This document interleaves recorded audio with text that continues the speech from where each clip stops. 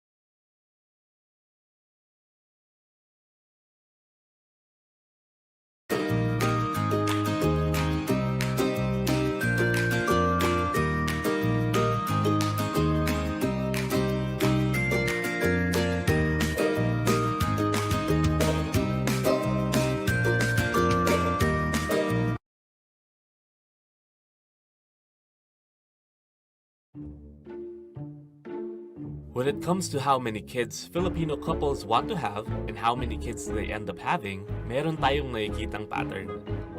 Parents usually end up with one child more than what they initially wanted. At ang pinakamahihirap na pamilya, sumusobra pa sila ng dalawa. Pag mas malaki ang pamilya, mas lumalaki rin ang posibilidad na maging mahirap ang pamilya. Poverty leads to children growing up not reaching their full growth and productivity potential. Responsible parenthood and family planning is one of the 3 program components of the Philippine Population Management Program. Tugon ito sa pangangailangan para sa epektibong pagpaplano ng pamilya. RPFP has 3 goals: 0 unmet need for modern family planning, pataasin ang paggamit ng modern contraceptives to 65%, at maiwasan ang di inaasahang pagbubuntis, lalong-lalo na para sa mga mahihirap na kababaihan. Sa RPFP, matutulungan ang mga couples na ma-achieve ang tamang pag-aagot ng pagbubuntis at ang bilang ng gusto nilang maging anak na kayang bigyan ng maayos na tahanan at kinabukasan. Paiigtingin ng kampanya para maipatupad ang Responsible Parenthood and Reproductive Health Law at Executive Order No. 12 sa mga lokal na pamahalaan. We'll use communication campaigns to promote responsible parenthood and family planning, natural man o artificial methods, upang tumaas ang demand para rito, especially among poor women and families. Ilalapit natin ang reproductive health services at contraceptive commodities sa mga mahihirap na komunidad para ma-access ng sino mang gustong magplano ng pamilya ang family planning method na hiyang sa kanila. With the Responsible Parenthood and Family Planning Program of the Philippine Population Management Program, we'll make sure that couples and individuals have the knowledge and support they need to start the family of their dreams. Empowering Filipino families.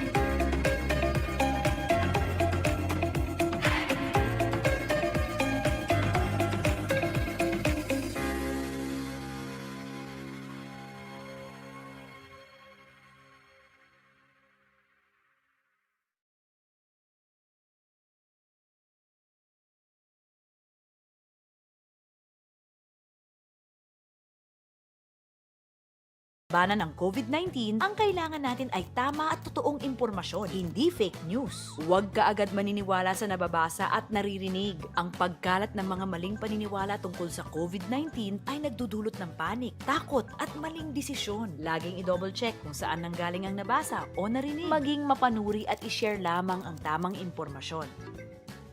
Sa wastong pag-iingat, ang virus hindi kakalat. COVID-19, kayang-kaya nating tapusin.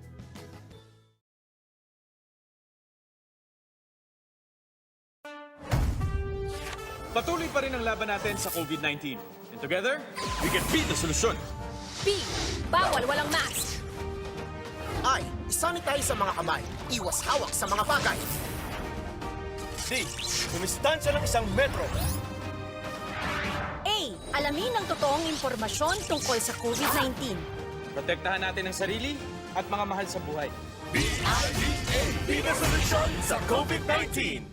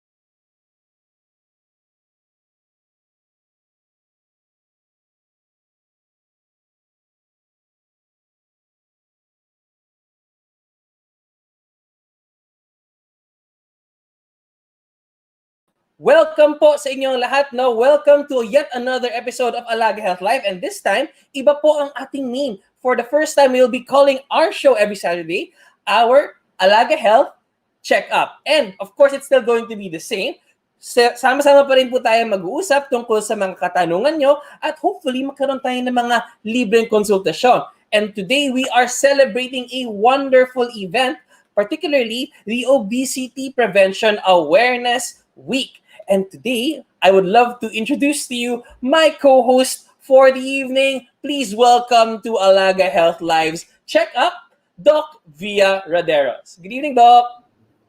Hi, good evening. Good evening po sa lahat nating mga viewers. Nako, good evening to my dashing co-host, Doc Dex Galban. No? Thank you for this opportunity. Nako, from being a guest to being a co-host, it's an honor, and then it's my pleasure to be able to join you again, and this time being a co-host for our Alaga Health Live, now called Check Up. Ang ganda naman ng concept nito kasi for this platform, we are able to help more people. Mas marami po tayong matutugunan ng mga health concerns. And of course, we'll still be here with our lovely guests. And wag na nating hintayin, Doc Dex, let's introduce our special guests for tonight. Of course, actually kagabi pa tayo na-excite dito kasi kagabi po nagkaroon din po tayo ng Alaga Health Live, pero yun yung happy hour for mental health, and that's every Friday, 8 o'clock to 9 o'clock. And na-excite sila nung nalaman nila na ang topic natin today tungkol sa physical fitness and how to maintain a healthy lifestyle. Nako, perfect na perfect ang ating mga guests. So wag na nating pahintayin pa ang ating mga viewers, Let us introduce our guests for this evening. And introducing first, this person, nako, talagang friend ko siya ever since med school, and I'm very happy that he is joining us this evening, and he is none other than the amazing Doc Nicco Layawen. Welcome to Alaga Health Live, Doc Nicco. Hi everyone, good evening. Thank you for having Nice to me. see you again, Doc Nicco. Hi, good evening. Hello. So happy to be here. Thank you for inviting me. Thank you, Doc Nicco. Yan, si Doc Nicco, kahit gaano ka busy pagdating sa duty, sa med school, nag-aaral man yan, o at work, ready to go pa rin siya when it comes to physical fitness. Ina-encourage na nga din daw siya na mag-share ng kanyang mga workout videos at tips and tricks on how to maintain physical fitness. And of course, Doc V, ikaw, may excite dito. Kasi ano yung typical concern ng ating mga mas advanced in age pagdating sa physical fitness? Ano yung number one complaint nila? Oo nga, Doc Dex. Oo, Doc Nicco, baka may you have an idea with your patients. Well, a lot of them would be scared to start, in general. Sure. Doc, never naman talaga ako nag-workout dati. Pwede ba yan? Or lalo na, in particular for my female patients, they would say, ayoko, kasi magiging nakabulk yan, tataba, or lalaki ako, ayoko lumaki, baka magmukhang lalaki, ganun. Ganun yung concerns usually.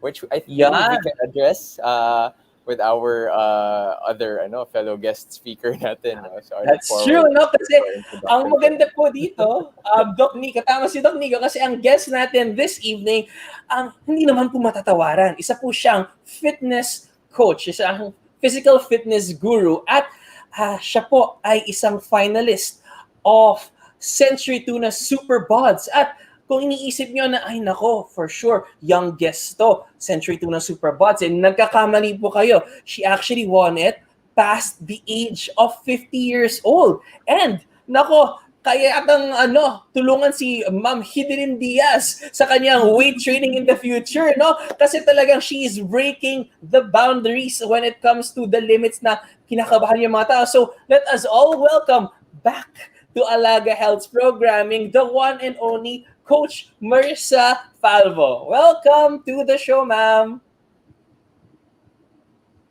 Good evening, Coach Marissa. Wow. Yeah. Sana magpapagod tayo, Doc Dex, Doc Nicco. Ganyan tayo I know. Ka-fresh and ka-youthful pa rin. Gusto ko yung mute pa. Yes.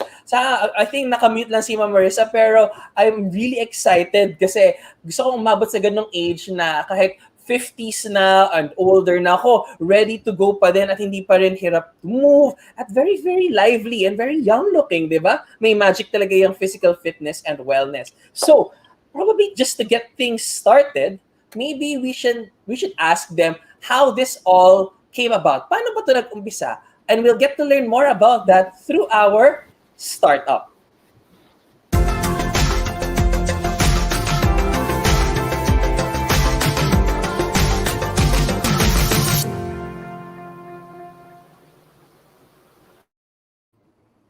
Yan, so this is Startup. We ask our guests to share paano nga ba nag-umpisa yung kanilang journey or anything that they want to share, no? But before we do that, we'd first like to do a quick shout out sa ating viewers, the Magno family who is here to cheer Coach Marissa on, and the Siosangin family, and so many others. May mga coach pa siya dito. Coach ko yan, kabahan na kayo. Nako, very proud na coach nila si Coach Marissa. Very, very exciting. That's from Ma'am Eloisa Magno. Woohoo! Kabahan daw si J-Lo. Makikita natin mamaya. Papakita natin yung mga videos ni Ma'am. So, tanungin ko muna siguro si Doc Nicco. No, physician. Busy yan. Tapos ang daming inaaral. For sure, toxic yung lifestyle. How did the fitness journey start for you, Doc? Actually, nag-start sa akin, medyo late ako pumasok sa, well, in my opinion, medyo late ako pumasok na. It started in college. Nagka-dengue ako. I lost 15 pounds. Tapos, sobrang pumayat ako. So, my mom was like, okay, you need to get to the gym. Tapos, sabay kami nag-enroll sa gym. And yeah, since then, I was just hooked. Wow. So, since then, Doc, tuloy-tuloy na siya. Yeah, pretty much. Oo. Ang nangyari pa nun actually, so I lost 15 pounds. I started working out, lifting weights, gained 30 pounds back. So, tas tuloy-tuloy na from there, like learning even more, wanting to get better at certain things, getting stronger. Ayan. I think Doc Nicco yung magiging tanong din dito, and actually Coach Marissa can actually answer. Gaano ba kahirap mag-umpisa? Yeah. Especially yung background ni Ma'am Marissa will get into that picture, no? How did she start? Ever since ba, Coach Marissa, talagang fitness buff ka na or talagang this came at a latter point in time? Actually, it was on a relatively latter part. I was mid-30s. So back then, hindi pa masyadong uso yung mga fitness for women. So, paano ba yun? I was in a really bad relationship back then. And then fitness is the one that helped me get out of that. And I believed that I can do something with fitness. I mean, nag-improve yung self-confidence ko because, hey, I can do these things, So most likely, it can also translate to real life. So eventually, I left the really bad relationship and I became a single mom of 4 kids back then. So fitness was the one that really helped me become a stronger person. I ventured into sports. I competed mountain biking, adventure racing, climbed mountains, and then mga kasabayan ko, mga bata. So they didn't know that I'm because usually bata back then was like 20s. Mga athletes back then was ganun. And I was like nasa late 30s to near 40s. And when we compete sa mountain bike dati, ilan lang yung mga babae. So sabi mo 10 yung medals, tapos 5 lang kami nag-compete. So lahat kami may medal. So paunahan na lang kung ano yung pinaka top 3. So ganon. And then eventually, I went back into weightlifting when I was nearing 50 because I felt that I was getting fat, relatively fat. It was paano ba to? Technically obese, but then I'm skinny fat. So I have 33% body fat, but I'm payat. People would say, hey, you look so payat, but really, I'm not. And if I just let it be, I would look like the normal aging process, which I was trying to not go through, kasi kaya naman eh. So yun, I just went back last 2 years ago, and then I just focused, went back to the gym, and then now I'm lifting heavier than before. Then I was in my 30s and I was in my 40s. So I was really happy. So Yeah. yun. Thank Hindi you lang for pala sharing your super coach, journey. no? Super mom din pala si Coach Marissa. True! I know, kaya na-excite ako sa mga responses nila kasi ang daming pumasok na questions sa Alaga Health inbox when they found out that the focus today would be about fitness. So hopefully those who sent in their questions are watching as well, or actually you can watch it at another time and share it to your friends, no? But I think, Doc Via, you can start with the first question of the evening. Yeah. So here, we actually have a question from Sir Albert Francisco. Yeah.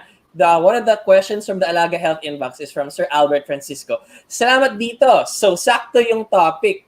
Takot pa kasi akong bumalik sa gym kaya nag-a-adjust pa rin ako sa home workouts. Any tips? Okay, I think tandem question to kay Doc Nicco and kay Ma'am Marissa, Coach Marissa. Any advice daw, home workouts during the pandemic? Kasi nga sarado daw yung mga gyms. How do you stay fit and well? Kasi parang yung iba, not enough space, hindi makatakbo sa labas, makajog. Any advice daw for And Doc Sir Dex, Albert Francisco? Doc Dex, yung motivation din, no? Kasi pag nasa bahay ka, gusto mo na lang humiga, matulog. Yeah, so siguro, apart from the tips, any motivational steps, no, para to get ourselves started when we want to work out? Yeah, probably we can start with Ma'am Marissa. Okay. Actually, challenge talaga pag nasa bahay kasi kailangan mo ng progressive overload para mag-improve yung performance mo, be it sa strength or even sa weight loss and muscle gain. So, progressive overload, madali sa gym kasi you have the barbells, you have the heavy stuff, and you can just add up. With home workouts, you have an option of getting dumbbells or the resistance bands. So, you can only progress so much. Kasi di ba, pag kunyari, ang kaya mo lang mga nasa 15, 25, ganyan. Pagdating ng 35, pahirapan na yon, di ba? Pero hanggang doon na lang. So, you can do progressive overload in other things. Like, you can do time under tension. Pwede kang pause yung, say, babagalan mo yung lips mo. Tapos, yung controlled negatives. Like, say, kunyari, sa squats, from standing up and then you go down, you go lower, you go low slowly so that you can feel the contraction of your muscles, and then you go up like 1 second up and then 3 second low, parang ganon. And you can also do more reps and more sets. So you have to be really creative when doing home workouts. Sobrang challenging talaga. So that one, di ba? Ang hirap, di ba? Tama na po si Doc Nicco. Mukhang na-experience din niya to. Especially now na talaga ang hirap umikot or lumabas man lang for your gym rounds. Any thoughts, Doc Nicco? Well, for one, no, I'm smiling while Miss Marissa is talking kasi ang galing nung knowledge niya on it. Some of it is actually very high level, no, or maybe not so much familiar with mga beginner weightlifters, ganyan. So, say for example, time under tension and things like that, no. But I think regarding the question, as Via had mentioned, how to find the motivation for it, diba? How do you make it into a habit? How do you incorporate it into your routine? I think one of the important ways to do this is to have it in your schedule, talaga. So, say for example, if you have a regular 9 to 5 job, after that, mag-allot ka na talaga ng oras on those particular days na, okay, I'm gonna be working out at this time, I'm gonna be working out at this time, as opposed to, andyan naman yung weight, sige, I'll do it later, or gagawin ko muna to. Okay, tas tsaka ako gagawin yung workout ko. It's better, number one, it's better if you have it time blocked already. Meron ka ng schedule talaga kung kailan mo siya gagawin. And it's personally, it's more than motivation, it's discipline ultimately, because motivation runs out as opposed to discipline. If you commit to it you're more likely to follow through with what you're trying to do. Now regarding so I agree with Ma'am Marissa, no, progressive overload is difficult at home. Progressive overload, ibig sabihin nun, you reach a certain level of strength already. How do you get stronger or how do you get better? You have to increase either the load or the volume. Volume meaning number of sets or number of repetitions that you're doing. Mahirap yun gawin pag nasa bahay lang, no? Especially if you have limited equipment. But it still can be done. Kaya pa rin yan gawin, no? Like the different methods that Ma'am Marissa had mentioned. But I think for most of our audience today, it's better to start with the basics muna. Talaga, no? Actually, even body weight, using just your body weight, you don't even need equipment that much when you're starting out. And eventually, you will build through the different progressions. And this is progressive overload. Yan, ang ganda naman ng binanggit nila. Actually, Nag-add pala meron ako. yes, coach. Yeah. For motivation naman, kasi I noticed that with guys, it's so relatively easy. When guys say, okay, I'll work out, then they'll just do it. For us girls, medyo mahirap, di ba, Doc? So, usually we have to trick our minds. Andyan yung mga seremonyas. So, friends of mine, sometimes we do selfie, pre-workout You selfie. pick out your Yan, workout ganyan. outfit, yung mga ganyan, no, Ma'am Marissa? Your workout outfit, Ganyan. what So will we you have to wear? find a way. Yes, exactly. It's not that easy for girls actually. So on Actually, top ang of, maganda it's so ng easy to say discipline, pero Yeah. Absolutely. Actually, isa pananggit ni Ma'am Marissa, meron nag-comment dito sa ating live feed from Ma'am Eloisa Mago, no? Ang recommendation niya, and I think she knows you very well, find a community. Put makeup on before workout. Take lots of selfies, and then motion before motivation. I love it, no? Talagang part of the routine yung pre and post workout selfies. So I love na nag-mix talaga siya. Ibang-iba na ngayon. Makapag-workout na ako mamaya, Doc Dex, kasi naka-makeup ako tsaka naka Exactly! After the Alaga Health Live. Classmate ko mamaya si Ma'am Marissa. Yep, actually, right before this show, I believe I saw a video of Ma'am Marissa doing a very quick workout. Ang bilis lang, no? And then, right after, pasok siya kaagad for Alaga Health Live. Nako, ang galing. Nako, pero now, speaking of which, I think we can jump into another aspect of health and wellness. Doc Via, would you like to take the next question? Kasi mukhang may pagka-medical vibe yung tanong na susunod eh. All right.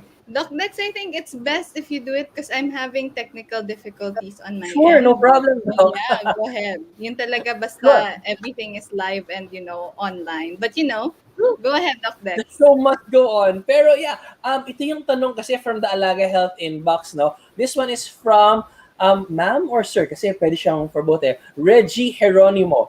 Totoo po ba na nakakataba ang kanin? Nakakatapa daw at nakaka-diabetes. How true po? Iwas lang ba talaga sa matatabang pagkain? Salamat, Alaga. Oh, Doc Via, no? Parang endo question to, no? Pagka-nutrition question din, no? Lagyan natin yung spotlight kay Doc Via. First response, primary care physician. Ano yung response natin kay Ma'am/Sir Reggie? Alright. Okay. Maybe also Doc Nicco here can weigh in, and Coach Marissa, no? Since part of the fitness routine would be your nutrition, no? Usually po, di ba, sinasabi ng mga doktor natin, no? Iwas muna sa kanin, iwas muna, reduce the rice, no? Because rice is actually full of carbohydrates, yung mga complex carbohydrates na tinatawag natin, which can have a lot of load, no, sa atin starch load. It's very starchy kasi that's why it's very hard for us to be able to digest it properly. We need some sort of we need yung mga insulin natin, no, that is produced by our body to be able to process that, no. If, for example, nasobrahan tayo sa kanin, no, na parang ang sarap kasi kumain ngayon, no, Doc Dex, nakakailang cups tayo ng rice per meal, no. What will happen is if we don't use the energy no, that carbohydrates will give us, kasi yung carbohydrates is for energy po talaga eh. So hindi naman po pwedeng wala po tayong carbohydrates, kasi saan po natin kukunin yung energy natin, no?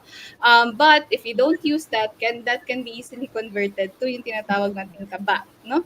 And if patuloy po nating, we're exposed to, or at least palagi po tayong mataas yung carbohydrate content na kinakain, at hindi lang tayo nagre-rice, may tinapay pa tayo, may pasta, no?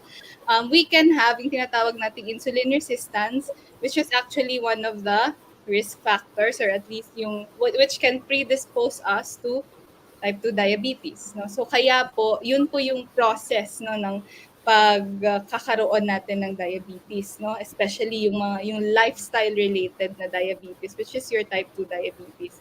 And I think, no,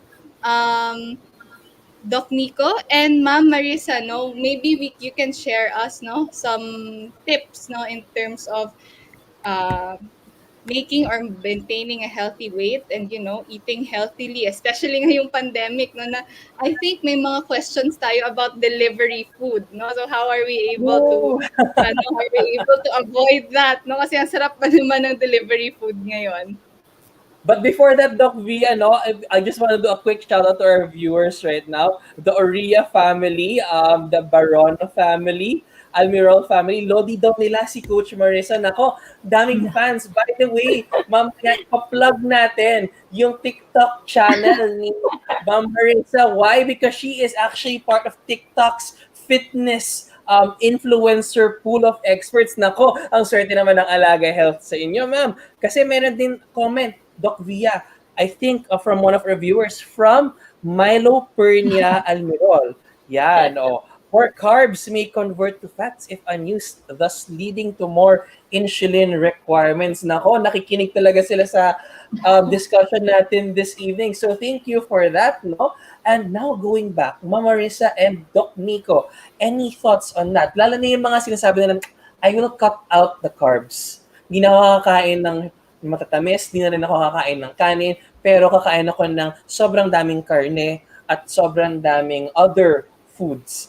Anong thoughts niyo dito? Marissa? Sige, Doc Nicco muna siguro. Ako, okay. Sige, ikaw. Okay, sige. So, let's zoom out, no? Not just focusing on carbohydrates, Sir or Ma'am Reggie. Reggie na lang, dediretsuhin ko na lang. So Reggie, not just focusing on carbohydrates, pero pag ang tanong ay kung ano yung pagdating sa nakakataba, no? Nakakataba ba ang ganito, nakakataba ang ganyan. Ultimately, ang pag-gain ng taba or pag-lose ng taba or ng muscle, it's related to ang pinaka-fundamental dyan is CICO, calories in versus calories out. So kung mas maraming calories na pumapasok sa katawan mo, meaning through your food, mas marami yung calories na nakukuha mo from the food that you take in versus your calories out either through or generally through your activities, through your exercise.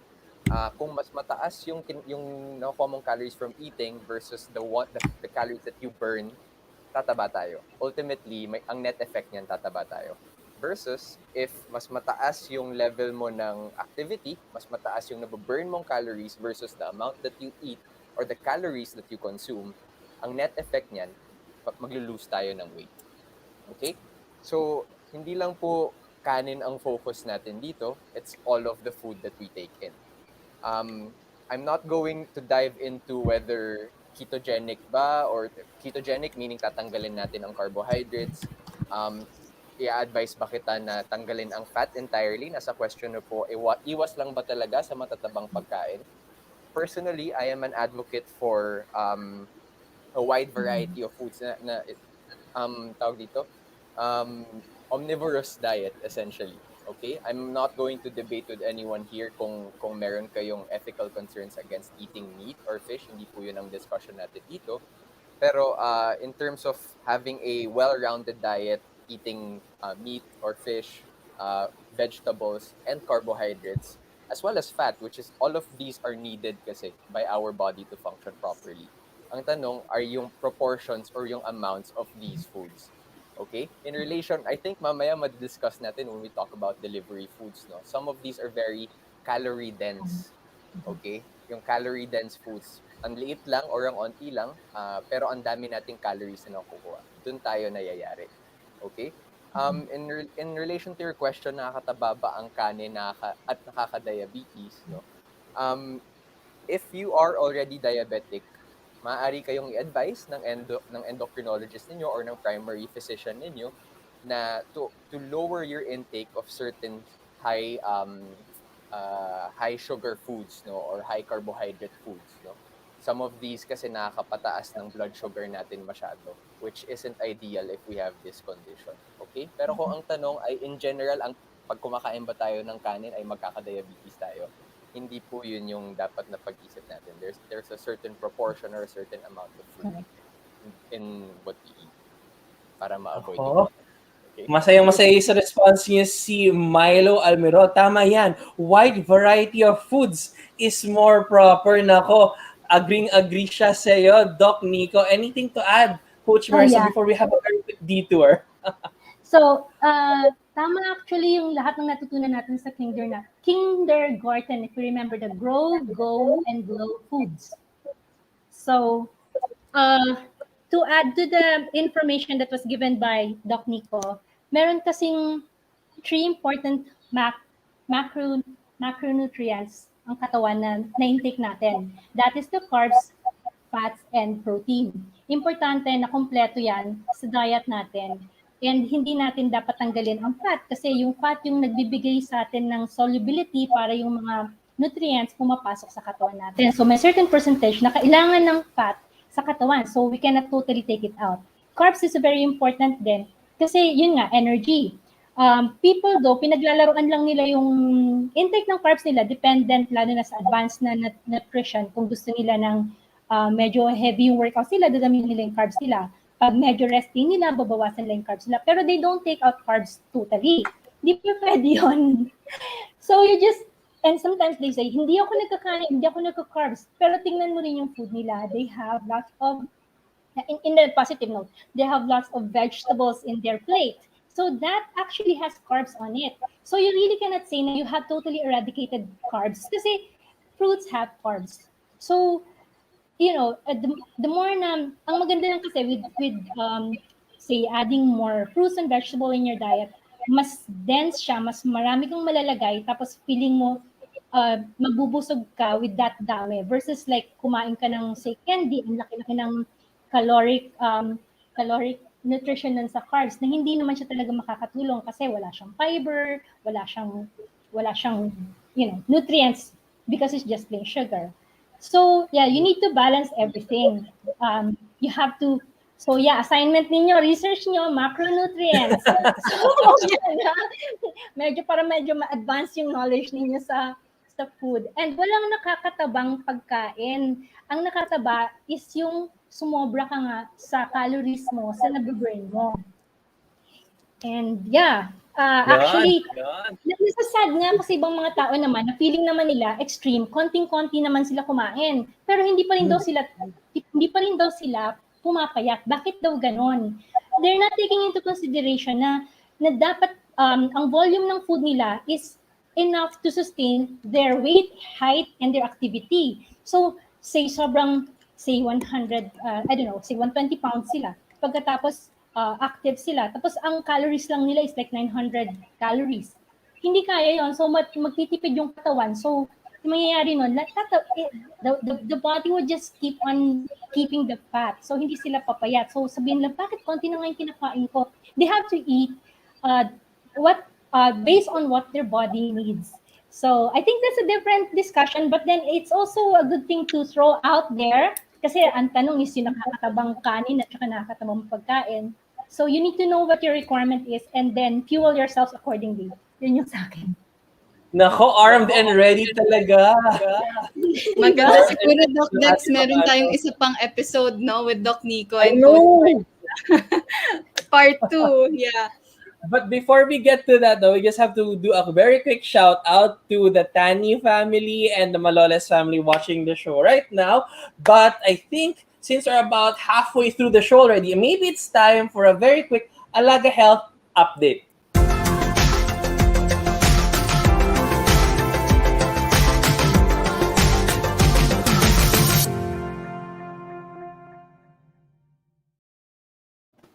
Yeah, so welcome po sa Alaga Health Update. So we'll just run you through how easy it is to sign up for Alaga Health. So this is our website, alagahealth.com.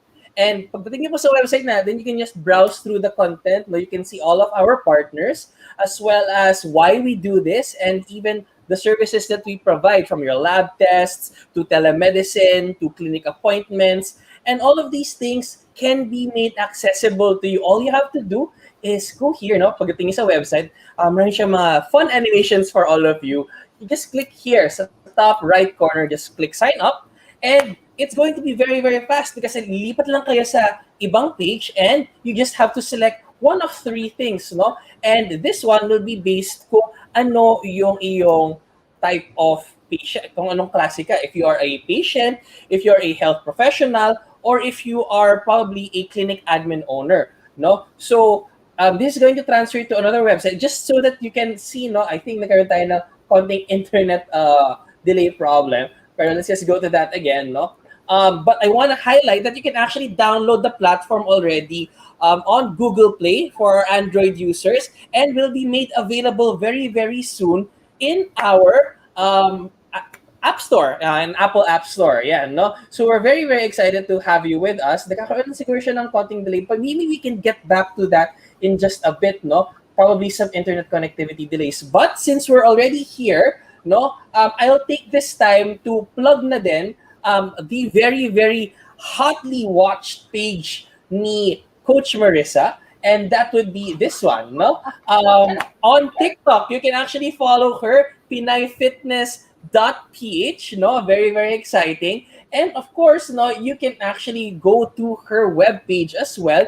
Here, no, PinayFitness.ph. As you can see, kasi naka-ano siya ngayon naka conference attire, naka-casual attire siya. Hindi niya na-flaunt yung talagang efforts, the fruits of her labor. Nako. Pero makikita niyo po yan, no? Gold's Gym Bodycon.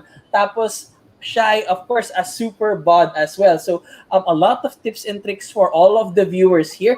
A lifestyle blog focused on health and fitness. So it looks like we're still having some delays when it comes to the website. Maybe we can come back to that in just a bit.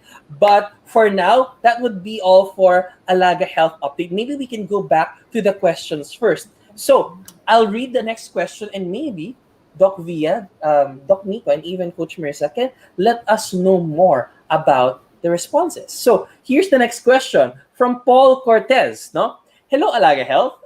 Do we really need to go to the gym 24/7 to keep the weight? I think that's weight, the weight off.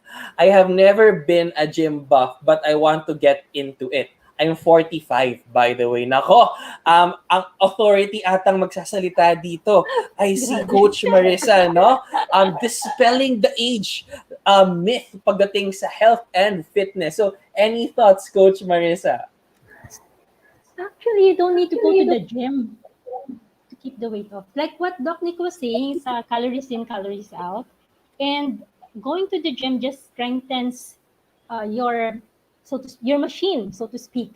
Yan, it strengthens your bones, your muscles to support you with your day-to-day lives. And then eventually, when you start working on yourself, you'd realize na, hey, I want to do more, I want to improve this and that. But then if it's about just keeping the weight off, it's just about choosing the right nutrition to fuel your needs, and then moving, any movement that you like to do, like kung mahilig silang I don't know, sumayaw, sayaw sila, or But then if he wants to get into it, then once the pandemic stops, wala na yung lockdown, pwede siyang kumuha ng gym membership, di ba? Pero Doc to Via, answer Doc the Nicco? Doc Via, Doc Nicco, nako, ito mga very, very busy people. Kasi may hospital duties o kaya naman maraming pasyenteng inaatupag. So, anong advice? Talaga bang kailangan 24/7 the gym to keep the weight off para daw ma-achieve nila yung goal nila dun sa nakita nilang picture ni Coach Marissa kanina? So, any thoughts, Doc Nicco and Doc Via? Yeah, so sige, I'll go ahead. So for the first question, do we really need to go to the gym 24/7 to keep the weight off? I agree with Coach Marissa. No, I mean, if it's just about the weight, we can go back to calories in versus calories out, and the focus can simply be on the diet. Okay, and when I say the word diet to my patients, it's not just talking about lessening the food that we take in. It's about the quality of the food that we take in. Are we taking in nutritionally dense foods? Are we taking in whole foods, yung talagang essentially parang lutong bahay, ganyan yung talagang gawa natin versus canned goods, processed food, fast food, things like that, which can be very calorically dense, meaning ang daming calories, but in terms of the nutrients, in terms of the vitamins and minerals that we get from it, onti lang siya. Okay? So yun yung habol natin. Could we flash the question again, Dex? And Sure. then, ayan, so I've never been a gym buff, but I want to get into it. Like I mentioned earlier, for the first question, no, you don't necessarily even have to go to the gym to get into a fitness lifestyle, and you don't even need to do it 24/7. I'm a big, I oppose extremes so much, and I believe na 1% better is still better. So if you want to start, any physical activity is better than no physical activity at all. So it doesn't have to be something extreme when you start off. It would be hard din na, sige, high motivation ka today. I'm gonna do 5K. I'm gonna run 5K today. Tas bukas ang sakit ng katawan mo, ayoko na ulitin to. Okay, versus if you start small, baby steps, diba? Slow improvement, but gradual progression, you'll be able to stick to the habit even longer. Okay? Sige. I think Coach Perfect. Marissa would have, Doc Via would have a lot more to say. Yes, Doc Via. Nako, ato, ang alam ko, nabalitaan ko na si Doc Via, paborito daw niya ata ay yung walker ba yun? Ano ba, tama ba? Or treadmill ang favorite mo, Doc Via? Pero I'd echo yung mga sinabi ni Coach Marissa and ni Doc Nicco, no? It's really how you get into the habit of keeping yourself fit, no? Doesn't necessarily have to go to the gym, no? But especially now that we are in a situation na medyo delikado munang lumabas, no? Pero siguro I'll speak from experience, no? I really started to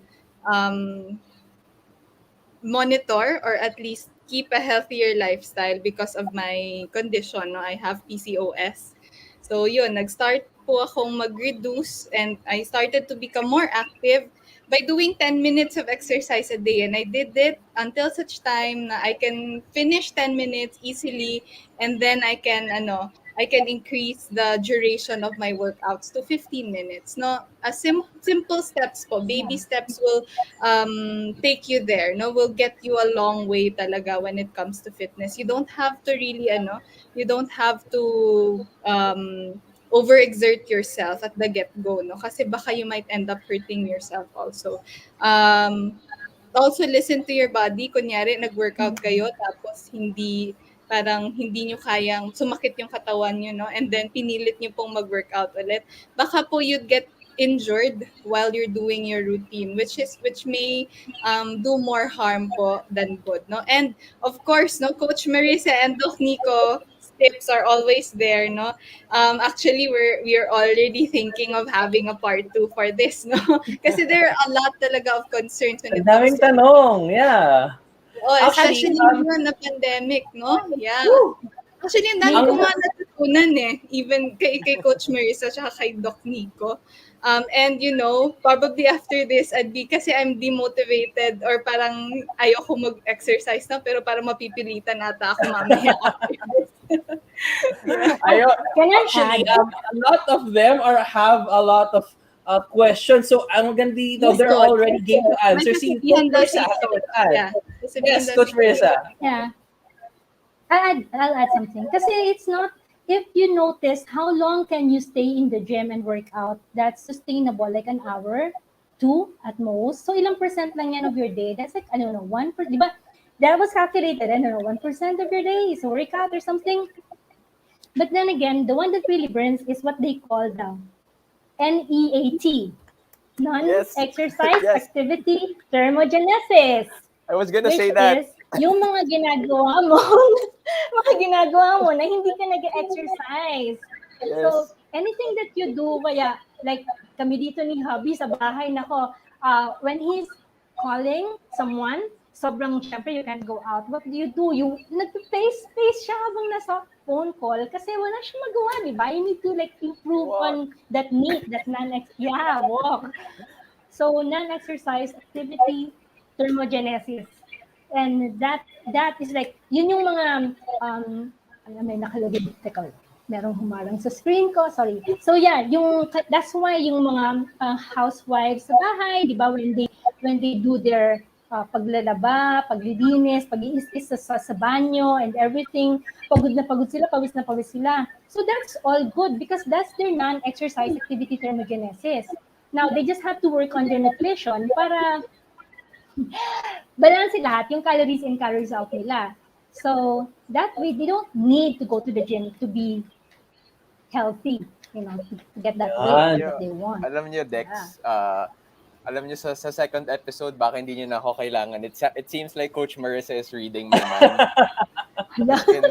In my head, like, while Via was talking, iniisip ko I was gonna bring up NEAT, N-E-A-T, non-exercise activity or associated thermogenesis. No, that is true. Most of the calories out or the calories burned in the day actually comes from non-exercise activity. Okay, so tama yung sinabi ni Miss Marissa. One way of really keeping note of your NEAT, of your baseline level of activity is through having a step tracker. Okay? Usually, mga smartwatch or sa mga cellphone ngayon, merong mga step tracker. If not, meron din mga mura na nabibili na ganun. If I may advise here, I'm sure the doctors here know this, no? WHO and the American and Philippine Heart Association actually recommend 10,000 steps per day. No? Minimum yon for general cardiovascular health, 10,000 steps per day. Now, I understand that during the pandemic, bumaba talaga ang steps natin. We've stopped going to work, we've stopped going to school. Maaring hindi natin napansin, pero yung, kumbaga ba, yung calories out natin, maaring nandito dati, hindi tayo tumataba, tapos bumaba siya, diba? Kasi we haven't been walking as much, bumaba yung non-exercise activity natin, bumaba yung calories out natin, kaya tayo tumaba during the pandemic. I can personally say na nangyari sa akin yun. Okay, so one way of keeping note that you have at least the same baseline level of activity is by measuring the number of steps that you take per day. I'm glad that Miss Marissa mentioned yung pacing while on the phone, no? That's one way of keeping your steps up. Another one is, say, for example, every time you eat, you commit 10 minutes of walking. Ganyan. Every time you eat, commit 10 minutes of walking. You'd be surprised how many steps you would rake up per day. Or even while watching TV, Doc Nicco, no? Or your Netflix, no? That's true. You can still do your squats Instead or of your... sitting down in the... Correct. Instead of sitting down in the couch, you're kahit in place lang, just walk in place, that counts. Naku, kailangan talaga natin ng part 2, Doc Dex, with Doc I Nicco know. and Marissa. That's true. Actually, kung kayo yung magbibitin talaga dito, no? Maybe in the future, in the future, maybe you can catch Doc Nicco providing consultations even on the Alaga Health platform, and even Coach Marissa probably if she starts providing counseling sessions through the Alaga Health platform. And I'll actually show you how very quickly, no? Kasi okay na ata yung internet natin. Let's just show our screen very, very quickly, no? So after clicking kasi yung sign up from a while ago, you'll be asked to select, aling user ka? Are you a patient? Are you a health provider? Are you an owner of a clinic? So kunyari sa viewers natin ngayon, if you're a patient, all you have to do is click continue, and then of course, read through the data privacy policy, and get the check over there, and just press continue. And just like our viewers from before, no, we asked them, how fast ba kayo, ma'am, nag-sign up sa Alaga Health? Less than 1 to 2 minutes lang. No, so with just that, after filling in your details to your email address and of course a very secure password, you'll be part of the Alaga Health family. And baka mabook nyo na sila Doc Nicco at sila Coach Marissa for their health services or coaching services. Nako, very, very exciting moving forward. Pero since I'm already showing you my screen, maybe it's time for another very, very quick detour lang as part of our Alaga Health na Alagang Hello Doctor.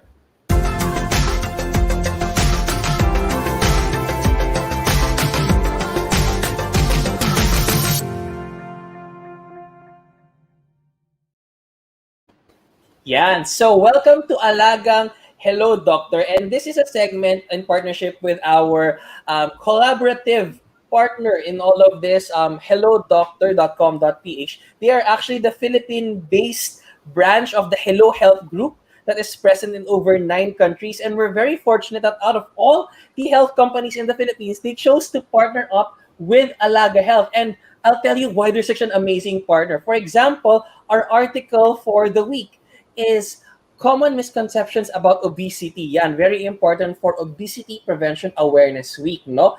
And maganda dito, they will tell you the misconceptions, a psychological behavioral problem only, dapat they're lazy daw ba talaga, or kailangan bang drastic measures yung ginagawa when it comes to food, ang obesity ba ay for adults only, and so many more. And you can actually read this article for free, easily accessible to you at hellodoctor.com.ph. And this is written by JB Aquino. And ito yung maganda sa Hello Doctor, no? Medically verified information kasi chinik-check sila ng health professional. Ito, checked by Doc Jobel and De La Cruz Bigalbal. Yan, no? So, one of the great things about Hello Doctor is that you can look at any other health topics that you might want to research about or find out more about on their website. And hindi lang ito yung topic kasi nila. So, hopefully, you can visit hellodoctor.com.ph for your health information needs and for your health service needs. Nako, that's where Alaga Health comes in. So, I guess that's all for Alaga Hello Doctor. And while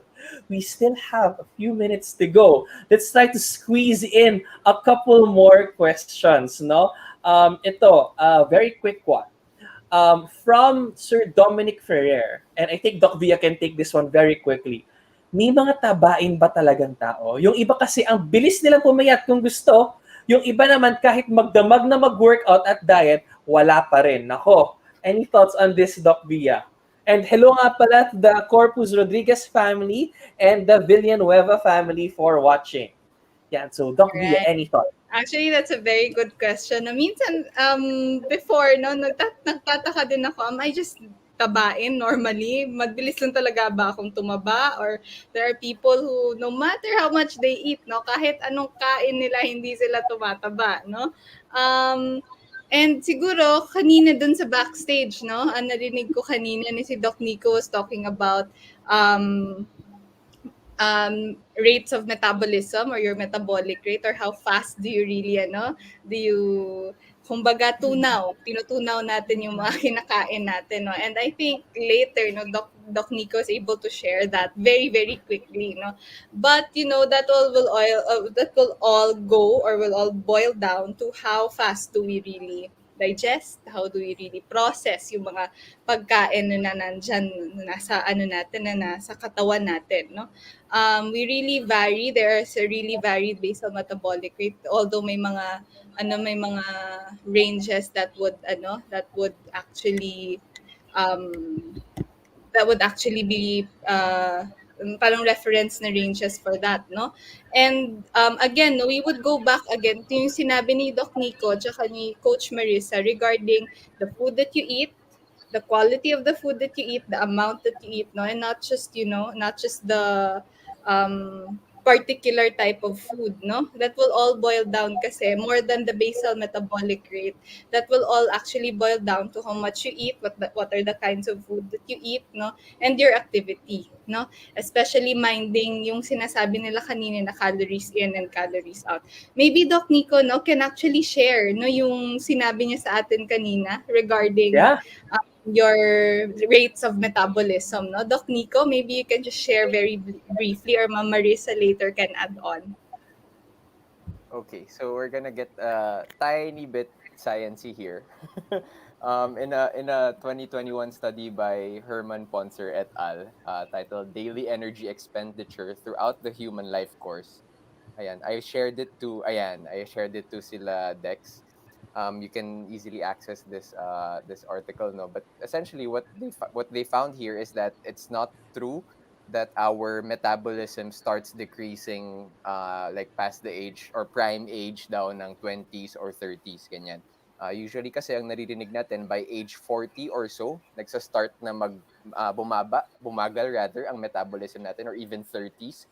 Kaya sasabihin ng mga tao, nagsa-start na ako tumaba, nagsa-start na ako magkasakit starting this age, no?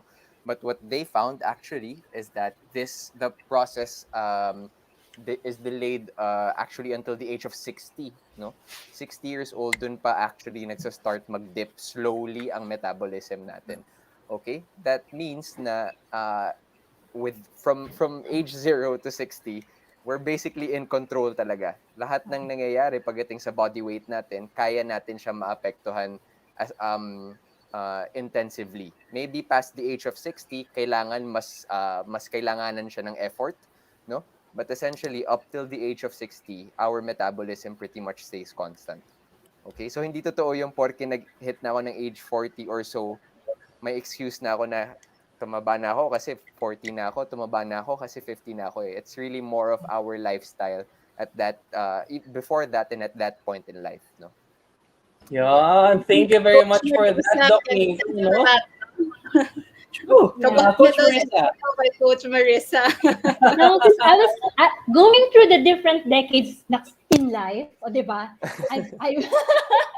I've gone through 20s, 30s, 40s, and now I'm at my 50s, right? And I read that article too, na 60s nga. The thing though, with people around 30 and 40, that's when they start feeling heavy, feeling those little things na tumatanda na, yung mga nararamdaman na hindi maganda. Kaya they think na, ayokong mag-workout or gumalaw-galaw ng ganyan kasi baka lalo ako ma-injure. So in doing so, hindi sila nakakapagbaon ng dapat nilang kumbaga sa gumagawa sila ng semento para sa bahay nila para pagdating ng 60. Hindi nila magawa. So dapat ang ideal sa akin, ang nakikita kong ideal, when you're in your 20s, 30s, dun ka mag-start. When you're in your 40s, maintain lang para pagdating ng 60s, naging habit na sa'yo yun. Tapos, susustain mo na lang yung lifestyle na yun. Kasi when 30, 40 ka pa lang, medyo sabihin mo na mahirap na. Paano na lang when you're in your 60s, when yun na talaga yung pag-slow down ng tamang ng metabolism mo. Sabi nga, we don't stop exercising because we grow old. We grow old because we stop exercising. That's true. Yeah. Ganda naman ang words ni Coach Marissa, no? Very, very important. And agree si Ma'am Eloisa Mago, no? Preach, Coach. Fitness is a lifestyle, not a fad or a phase. Very, very important. Nako, I love that. And I think I'll ask our guests tonight, kaya niyo pa ba mag-isingit ng last question possibly for our viewers? Game pa po tayo? Yeah. Okay, sige, last question siguro for the night and hopefully we can have them back, no? Last question siguro for the night will be coming from Ma'am Gina Cruz Ortega. Hi, Alaga Health. I would just like to ask if it is okay to work out even if I have back pain. Sumasakit din yung tuhod ko kapag tumatayo. Ay, feeling ko ito ba yung parang pagtayo, hindi ka makalakad kaagad kasi masakit, hirap kang tumayo, tapos after mo maglakad ng kaunti, medyo mo okay na, no? Tapos my daughter says that working out will help. Nako, very quick responses, Doc Via, Doc Nicco, and Coach Marissa. Sige, let's go with Doc Via muna. Alright, sige. Very quick answer, no? You really have to consult your doctor before that, no? Kasi we have to rule out ano po ba talagang cause ng back pain or ng pain natin sa tuhod. Kasi if we do not do the right exercise for it, baka po ma-injure natin yung katawan natin, no? So, it's probably best to consult your doctors, your physical therapist, no? Yung mga pwede po nating pagtanungan regarding what exercise, no, can we do, no, in order to strengthen. Kasi po baka may mga processes siya, yung mga wear and tear processes just like your arthritis, no? Kailangan nating i-rule out before po tayo mag-plan, no, ng healthy exercise regimen for you, no? Baka kasi yung ina-avoid natin dyan first and foremost is you might injure yourself, no? If you're gonna exercise without consulting your doctors first. And I think, Coach, no, you've had those clients also and Doc Nicco na nagtatanong, paano po ba yung exercise when we have this? Maybe we can hear quick tips from you po. Sige, let's go with Doc Nicco first. Sige. So I totally agree with what Via said, no? When it comes to things like this, we have to diagnose what the baseline is first, no? what the problem is first. Number one is we don't want to be working through any pain. Okay, when we're working out, we don't work. There's a difference between discomfort and effort versus pain. Okay, we never want to work through any pain. That's your body telling you that there's something wrong. Okay, now the thing about this, kapag merong back pain or knee pain, susubukan natin ibahin para maiwasan yung pain na yon. Ibahin yung movement, i-tweak yung movement, but this may not be the optimal way of doing it. Okay? Or it could still even aggravate kung ano man yung nangyayari sa atin. So I agree with what Via had mentioned. Dapat mag-consult muna tayo, usually with for these instances, pwedeng orthopedic surgeon or pwedeng rehab doctor, no? And then eventually you will be likely referred to a physical therapist who will give you a beginning regimen to strengthen you and give you that foundation before you can proceed to more advanced movements, no? It can help. Nakalagay dyan, your daughter says that working out will help. It can help. In most cases, it does help. But we have to rule out first kung ano yung mali bago tayo magsimula dun sa mga sunod nating kailangan gawin. Yun. Thank you for that, Doc Nicco. Anything to add, Coach Marissa? Yeah, actually for the fitness trainers nga, when before they accept like clients, they have a PARQ. This is a questionnaire about their fitness, if there are like other pains, injuries before, and if they think that it's needed na i-makiras ng doctor before they accept the client. Yan, may mga ganong proseso. But yeah, pagka na gawa na lahat as per the two doctors had told us, that's when strengthening would work.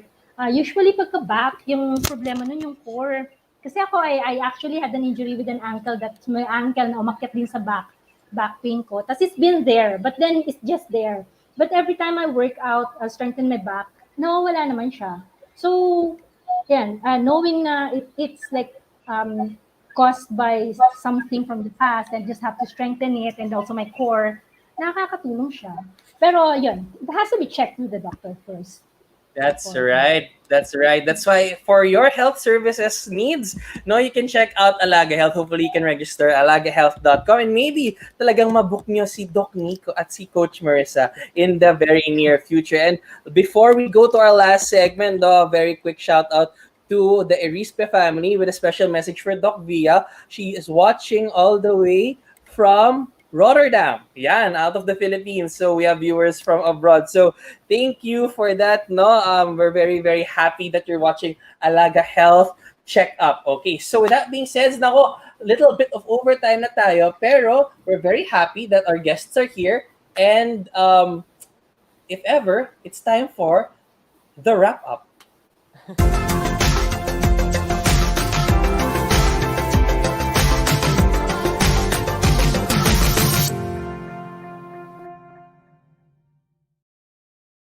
So at the wrap-up, this is what we do. We ask our guests for their final thoughts, their final ideas, and probably some final tips for our viewers. And since ang topic natin today ay obesity prevention awareness and physical fitness, let's start with our primary care physician, Doc Via. Any final tips, Doc? All right, sige na. I'll keep this short but sweet, no? Please take care of your health pa rin po, especially during this time na we don't know what's happening. Very uncertain pa po yung ating environment right now. So let's make sure that we keep ourselves healthy, we keep ourselves fit po para patuloy po tayong makapag-serve in our community and do the things that we do with the people that we love. Again po, sa muli, salamat po sa lahat ng ating mga viewers. Special shout out to my family, to Kuya Rez, to my mom, no? Hi Mama, and most especially to my Lola who is kind of not feeling well right now. I hope she feels well, no? But patuloy po na yung pag-iigihan ng aming programa para po matulungan pa po namin kayo with your concerns at lahat po ng inyong mga pangangailangan sa inyong kalusugan. Ito po ang Alaga Health Live. Maraming salamat po and magkita-kita po tayo ulit on Friday and on Saturday for another Alaga Health Live. Thank you. Thank you, Doc Via. Now we turn to Doc Nicco, no? Our physically fit Doctor on call. Yan, Doc Nicco Layawen. Final thoughts, Doc? Okay, a few things, no? Number one, I want people to realize and appreciate that it really is, it's true that your body is your temple, okay? Before the call, nag-uusap kami ni Coach Marissa na if you take care of your body takes care of you. Okay? If you invest in your body right now, later on you will reap the rewards. Okay? Hindi tayo masyado mahihirapan. And that doesn't necessarily mean na if you're already older, wala na, huli na ang lahat. Okay? Then now is the best time to start. Yung sinasabi nga, di ba? The best time to plant a tree was 20 years ago. The next best time is now. Okay, so if you haven't started, start now. And like I mentioned earlier, 1% better is still better. In relation to obesity prevention in particular, if there's one key takeaway that I want everyone to take home from this talk, from my end, it's CICO, calories in versus calories out. Diyan pumapasok yung physical activity natin at yung pagkain or yung inumin na pinapasok natin sa katawan natin. It's a balance, no? Pag mas mataas ang pinapasok at mas mababa yung activity, tataba talaga tayo. Okay? Versus pag mas mataas yung activity, mas mababa yung pinapasok, papayat tayo. One key thing that I really want to quickly mention in terms of calorie-dense food are beverages, no? Magugulat tayo na beverages tayo nadadali. Maaaring yung kinakain natin, sobrang pasok sa calories lang dapat natin. Pero some beverages, soft drinks, milk tea, things like that, alcohol, minsan doon tayo nadadali. Okay? So those are things that we have to watch out for as well. But on my end, CICO, tandaan nyo lang yun, masaya na ako. Yeah, thank you for that, Doc Nick. And of course, the one dispelling all of the myths pagdating sa physical fitness, to the age barrier, the gender barrier, nako, all in one. Coach Marissa, final thoughts. But wait, before she gives her final thoughts and tips, maybe we can show a preview of her TikTok page para lang din makita nila what they can expect when they follow her on TikTok. So, let's play it.